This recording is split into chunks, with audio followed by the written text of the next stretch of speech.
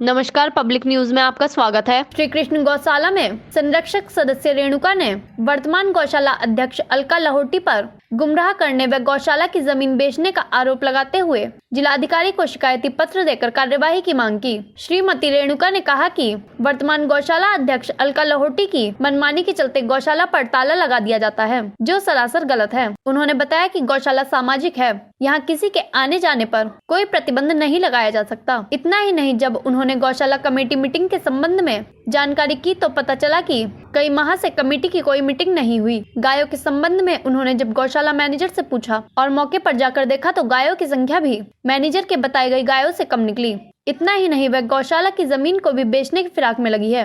उन्होंने यह भी जानकारी दी कि गौशाला समिति के समांतर अलका लाहोटी ने एक अन्य संस्था अपने पिता वीरेंद्र कुमार लाहोटी के नाम से भी बना रखी है। गौशाला में आने वाला चंदा उसी संस्था में ले जा रही है, जिसका पैसा वह गौशाला में खर्च न करके अपने व्यक्तिगत उपयोग में ले रही है।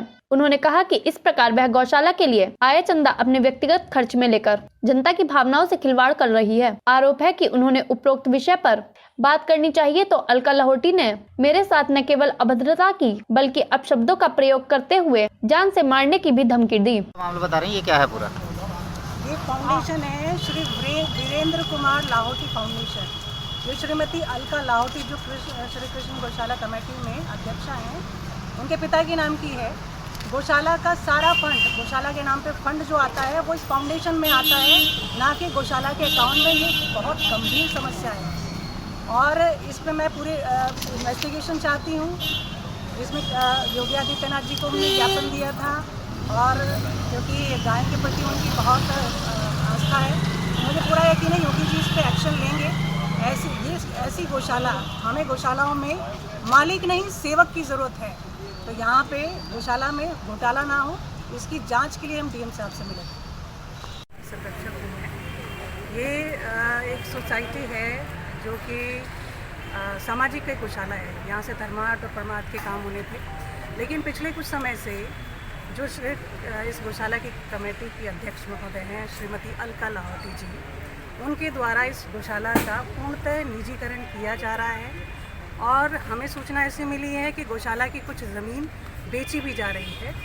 तो क्योंकि मैं संरक्षक हूँ और मुझे यहाँ पे कंप्लेंट मिली तो मैं यहाँ पे देखने आई। अलका जी ने मुझे बहुत सारी चीज़ों में गलतफहमी में रखा, मेरे से झूठ बोला गया।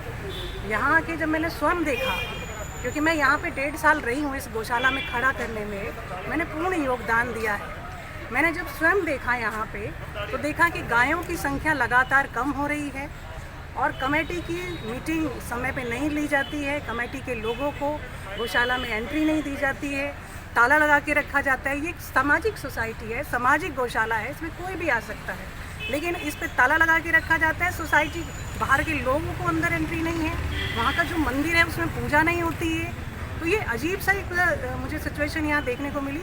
ऑन द स्पॉट जब मैं वहाँ पहुँची तो मैंने मैनेजर से पूछा कि यहाँ पे कितनी गायें हैं, तो उसने कहा 141 गायें हैं। तो मैंने स्वयं से गायें की संख्या गिनी मैनेजर को साथ लेके, तो 92 संख्या निकली। तो सोचिए, मैनेजर कह कुछ हो रहा है लेकिन ऑन द स्पॉट संख्या कुछ और है। फिर कमेटी के कुछ लोगों से बात की, अलका जी से बात की, क्योंकि संरक्षक हूँ मैं, मीटिंग बुलाने के लिए मैंने कहा कि हम कुछ प्रश्नों के उत्तर चाहते हैं और गौशाला की उन्नति ठीक प्रकार से हो, एक मीटिंग रखते हैं। लेकिन अध्यक्ष महोदय ने इस मीटिंग को असंवैधानिक कहते हुए खारिज कर दिया। लेकिन हम सब ने कमेटी के और लोगों को साथ लेकर मीटिंग की और कुछ प्रस्ताव जो गौशाला की उन्नति के लिए थे हम लोगों ने वो पारित किए। तो अलका लाहोटी जी को बड़ी समस्या हुई है, उन्होंने मुझे जान से मारने की धमकी दी, मेरे चरित्र हनन करने की कोशिश की और लगातार धमकियां दी जा रही हैं और मुझे गौशाला और बिजनौर से भाग जाने के लिए कहा जा रहा है। मैम, वहाँ डिग्री कॉलेज है, उसको उसकी मान्यता के बारे में बताएंगे? जी, श्री कृष्ण गोपाल नाम से वहाँ पे डिग्री कॉलेज था, उसकी मान्यता अब रद्द कर दी गई है, लेकिन कब्ज़ा अभी उन्हीं का है। लेकिन गौशाला की ज़मीन पे किसी भी प्रकार का अनाधिकृत कब्ज़ा हम नहीं होने देंगे, तो उन्हें वो खाली करनी पड़ेगी। अच्छा, आप डीएम साहब से मिले हैं, डीएम साहब ने क्या आश्वासन दिया है? डीएम साहब ने कहा है जितना हमसे बन पड़ेगा हम करेंगे और ये जो चीज़ें गलत हो रही हैं हमने अपने संज्ञान में लेते हैं और हम इस पर कार्रवाई करेंगे।